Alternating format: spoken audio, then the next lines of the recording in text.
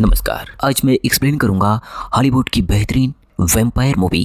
कहानी की शुरुआत में बेडलॉस्की नामक शख्स को दिखाया जाता है जो कि स्विमिंग पूल की सफाई कर रहा होता है। दरअसल बेडलॉस्की लोगों की नजरों में एक सफाई करने वाला होता है, लेकिन असल में वह एक वैम्पायर हंटर होता है। तभी उसके सामने वाले घर से एक गाड़ी निकलती है और जैसे ही गाड़ी आगे निकलती है तभी बेडलॉस्की अपने हथियार के साथ उस घर में चला जाता है, क्योंकि उसे खबर हो गई होती है कि यहाँ पर एक वैम्पायर चुड़ैल रहती है। तभी उसके सामने एक बूढ़ी औरत आती है और पूछती है, तुम कौन हो और यहाँ क्या कर रहे हो, और मेरा पति माइकल कहाँ है।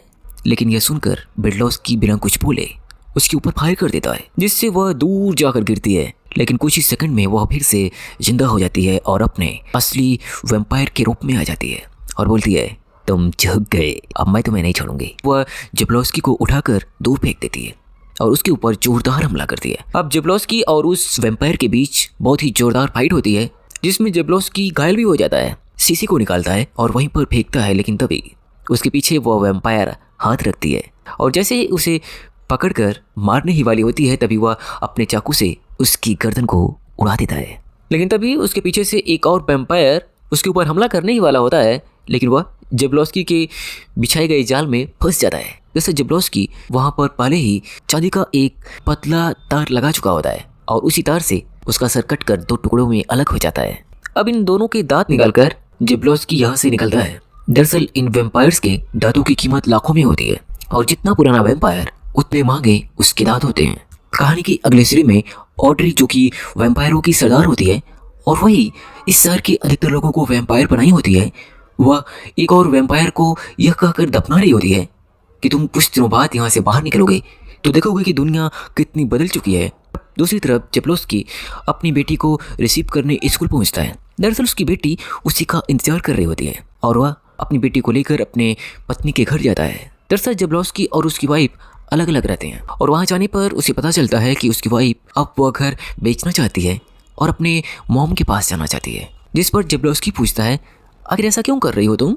जिस पर उसकी वाइफ बोलती है, मेरे पास अपने बेटे की स्कूल की फीस भरने तक के पैसे नहीं है और मंडे तक उसकी फीस का लास्ट डेट है। जिस पर जेब्लोस्की कहता है, मैं मंडे तक किसी भी तरीके से तुम्हें पैसे दे दूंगा, बस तुम मेरी बेटी को मुझसे दूर ना करो। जिस पर उसकी वाइफ मान जाती है। अब यहाँ से जेब्लोस्की वैम्पायर के उखाड़े गए दांत को लेकर अपने दोस्त के पास जाता है, जहाँ पर वह अपने कमीशन को काट कर बहुत ही कम पैसे दे रहा होता है। असल में इस दांत की कीमत लाखों में होती है, लेकिन उसका दोस्त इसके लिए बहुत ही कम पैसे इसे ऑफर करता है, क्योंकि उसे भी पता होता है कि अब यह अपनी यूनियन से अलग कर दिया गया है। जिस पर जेब्लोस्की सिर्फ एक ही दांत को बेचता है और बचे हुए पैसों को पूरा करने के लिए अपनी बंदूक तक उसे दे देता है, ताकि वह अपनी बेटी के स्कूल की फीस जुटा सके। कहानी की दूसरे सिरे में ऑड्री, जो कि वैम्पायरों की सरदार होती है, अपनी मॉम के पास जाती है। दरअसल उसकी मॉम वही होती है जिसे जेब्लोस्की ने मारा होता है और यह देखकर ऑड्री काफ़ी दुखी होती है। लेकिन तभी वहीं पर वह शीशे के टुकड़े में खून को लगा हुआ देखती है, जिससे वह समझ जाती है कि यह किसी इंसान का काम है और उस खून को चाट कर वह पूरा पता लगा लेती है और अपने साथ की वैम्पायर को उसे जल्द से जल्द ढूंढने को बोलती है। दूसरी तरफ जेब्लोस्की अपने पुराने दोस्त बिग जॉन के पास जाता है और उससे मदद मांगता है और कहता है, अगर तुमने मदद नहीं की तो मेरी बेटी और वाइफ हमेशा के लिए मुझसे दूर हो जाएंगे। जिस पर बिग जॉन मदद करने के लिए राजी हो जाता है और अब बिग जॉन उसे यूनियन में अपने साथ लेकर आता है। दरअसल बिग जॉन भी यूनियन में काम करता है और वह एक वैम्पायर हंटर होता है और जेब्लोस्की भी कभी यूनियन का सदस्य हुआ करता था, लेकिन ढेर सारे रूल तोड़ने के कारण अब जेब्लोस्की को यूनियन से बाहर धक्के मारकर निकाल दिया गया है। अब बिग जॉन यूनियन के हेड सिगर से मिलता है। दरअसल यूनियन अब काफ़ी बदल चुकी होती है और अब इसके सभी काम ऑनलाइन हो चुके होते हैं, लेकिन सिगर जेब्लोस्की को देखते ही उसकी गलतियों की हिस्ट्री का पूरा पोथा उसके सामने रखने लगता है। पर बिग जॉन के कहने पर वह एक आखिरी मौका दे देता है, पर शर्त यह होती है कि तुम रात में शिकार नहीं कर सकते और तुम्हारे साथ यूनियन का कोई एक मेंबर हमेशा साथ रहेगा, ताकि तुम्हारी कोई भी गलती हो तो वह मुझे पता चल सके। सारी शर्त मंजूर होने के बाद अब यूनियन का हेड सिगर जेब्लोस्की से फॉर्म फिल करने को कहता है। फॉर्म फिल करने के बाद अब जेब्लोस्की अपने बचे हुए दांत को बेचता है, जिसके उससे अच्छे पैसे तो मिलते हैं, पर हेड काउंटर पर बैठे हुआ सेंट पैसे देकर फिर उसे उठाकर अपने पास ही रख लेता है और कहता है, आपका यह पुराना हिसाब था और वह अब चुकता हो गया। यह देखकर सीगर काफी प्रभावित होता है सेन से और कहता है, आज से तुम इसके साथ रहोगे और इसकी जितनी भी गलतियाँ होगी मुझे बताओगे, ताकि मैं इसे आखिरी बार इस यूनियन से बाहर निकाल सकूं। दूसरी तरफ ऑड्री अब पता लगाते लगाते अब उस शख्स तक पहुंच जाती है जो कि जेब्लॉस्की का दोस्त होता है। ऑड्री वहाँ पर दांतों को देखते ही समझ जाती है और गुस्से से बोलती है, ये दांत जो तुम लोग कुछ पैसों के लिए निकाल लेते हो, ये हम लोगों का जीवन होता है और इस दांत के बिना हम लोग बेकार हैं। तो तुम्हें ये दांत कहाँ से मिला? अगर तुम बता दोगे तो शायद मैं तुम्हें छोड़ दूँ, पर ट्रॉय बताता नहीं। और अब ऑड्री उसे वहीं पर बड़ी ही बेरहमी से मार डालती है और उसके एक एक दांत को उखाड़कर उसके ही टेबल पर रख देती है। दूसरी तरफ जेब्लॉस्की और उसका पार्टनर अब वैम्पायर हंटिंग के लिए निकल लेते हैं, जहां उन्हें बिल्लियों का खून पीते हुए 2 वैम्पायर दिखते हैं। और अब जेब्लॉस्की यहाँ पर सभी वैम्पायरों को बड़ी ही आसानी से मार डालता है, पर जैसे ही उनके दांतों को निकाल रहा होता है तभी एक वैम्पायर पीछे से उसके ऊपर हमला करता है। दरअसल यहाँ पर वैम्पायरों का पूरा ग्रुप होता है, जिसे देखकर सिंथ समझ जाता है, लेकिन अब किसी भी तरीके से जेब्लॉस्की के हाथ में बंदूक लगती है, जिससे वह सभी वैम्पायर्स को अकेले ही मारकर सिंथ की भी जान बचाता है। इस घटना से सिंथ बुरी तरह सहम गया होता है और वह जेब्लॉस्की की कोई भी गलती अपने हेड तक नहीं पहुंचाता। दरअसल जेब्लॉस्की ने उसकी जान बचाई होती है आज, पर सिंथ जेब्लॉस्की की सारी गलतियां नोट कर रहा होता है। यह देखकर जेब्लॉस्की काफ़ी गुस्सा होता है और बोलता है, अगर हम सिर्फ रूल से चलते रहें तो शायद हम 2 घंटे भी ना टिक सकें या 2 दिन में ही मारे जाएं। वैम्पायर से लड़ने के लिए हमें रूल्स को तोड़ना ही पड़ता है, नहीं तो आज तुम जिंदा ही नहीं होते। अब यहाँ से जेब्लॉस्की व सिंथ ट्रॉय के पास जाते हैं, जहाँ पर वह मरा हुआ मिलते हैं। यह देखने के बाद सिंथ डर जाता है और वह यूनियन को बताने की बात करता है, पर जेब्लॉस्की उसे बताने से मना करता है, जिस पर सिंथ मान जाता है। अब दूसरे दिन फिर से वैम्पायर हंटिंग के लिए जेब्लॉस्की और सिंथ बाहर निकलते हैं और वहीं पर उनकी मुलाकात माइक व डैरन से होती है। दरअसल ये दोनों भाई वैम्पायर हंटर की दुनिया में बहुत बड़े नाम होते हैं। दरअसल यहाँ पर वैम्पायर्स की संख्या काफ़ी बढ़ गई होती है, जिससे ये दोनों अब यहाँ पर काम करना चाहते हैं। ये सुनने के बाद जेब्लॉस्की मान जाता है, क्योंकि उसे भी एक साथी की ज़रूरत होती है और अगर वो साथ काम करेंगे तो ढेर सारी वैम्पायर्स को भी मार सकेंगे।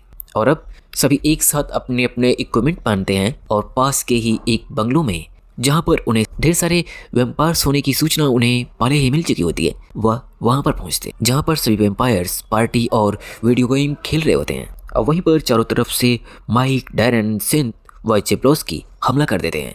यहाँ पर शुरुआत में तो उन्हें 1-2 वैम्पायर्स ही दिखते हैं, जिन्हें जेब्लॉस्की और माइक बड़ी ही आसानी से मार डालते हैं, पर दरअसल यहाँ पर पूरी वैम्पायर की फौज भरी होती है। अब जेब्लॉस्की जैसे ही उनके दांत उखाड़ने के लिए आगे बढ़ता है, तभी ढेर सारी वैम्पायर्स आने लगते हैं। अब माइक, डैरन व जेब्लॉस्की मिलकर यहाँ पर सारी वैम्पायर्स का खात्मा करते हैं, पर सिंथ आज भी किसी वैम्पायर्स को मार भी नहीं पाता। अब यहाँ से सभी वैम्पायर्स को मारकर जेब्लॉस्की अपने घर आता है। दरअसल वो अपनी बेटी से वादा किया होता है उसे बाहर घुमाने के लिए। अब जेब्लॉस्की अपनी बेटी को पार्टी में लेकर जाता है और तभी वहीं पर ऑड्री का कॉल आता है और वह कहती है, तुमने मेरी मॉम को मारा है और अब मैं तुमसे तुम्हारी सारी खुशियाँ छीन लूँगी।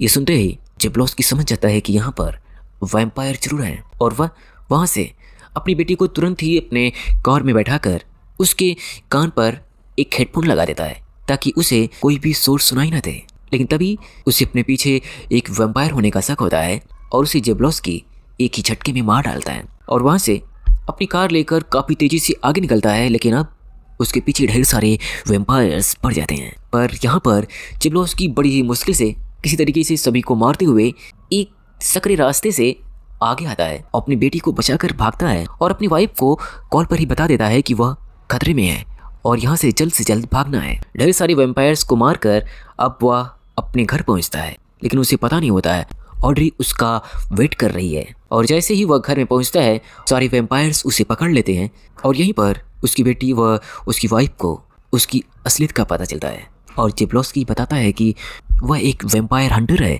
अब ऑड्री यहाँ पर जेब्लॉस्की और उसके दोस्त सिंथ को बुरी तरह पीटती है और दोनों को बेहोश कर देती है और सिंथ को काट भी लेती है और वहाँ से बंधक बनाकर इसकी बेटी और वाइफ को अपने साथ लेकर चली आती है। जब जेब्लॉस्की और सिंथ को होश आता है, तब सिंथ अपने शरीर में कुछ बदलाव महसूस करता है। दरअसल वह अब वैम्पायर बन गया होता है। दूसरी तरफ वैम्पायरों की सरदार ऑड्री उसकी वाइफ और बेटी को लेकर एक तहखाने में बंद कर देती है, जिसका पीछा करते हुए अब जेब्लॉस्की, सिंथ और उसका फ्रेंड जॉन वहाँ पहुँचते हैं और अब इनके और ऑड्री के वैम्पायर सेना के बीच एक जोरदार लड़ाई होती है, जिसमें जॉन और उसका फ्रेंड सिंथ भी उसका साथ देते हैं और जॉन ढेर सारे वैम्पायर्स का खात्मा अकेले ही कर देता है।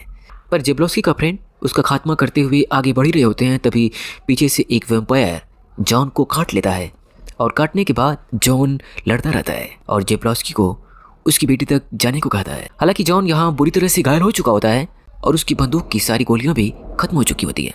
अब वह अपनी जैकेट खोलता है जहाँ पर वह ढेर सारे बम लगाए रहता है और उसे एक्टिव करते ही उसके साथ ढेर सारे वैम्पायर्स मारे जाते हैं।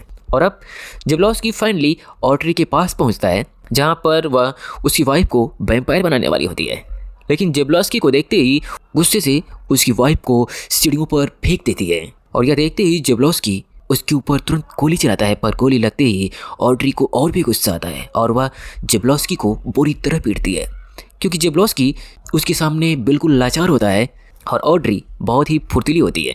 दरअसल ऑड्री के सामने जेब्लोस्की कुछ भी नहीं कर पाता, क्योंकि वह बहुत ही ताकतवर वैम्पायर होती है और उसे मारना जेब्लोस्की के लिए लगभग नामुमकिन था।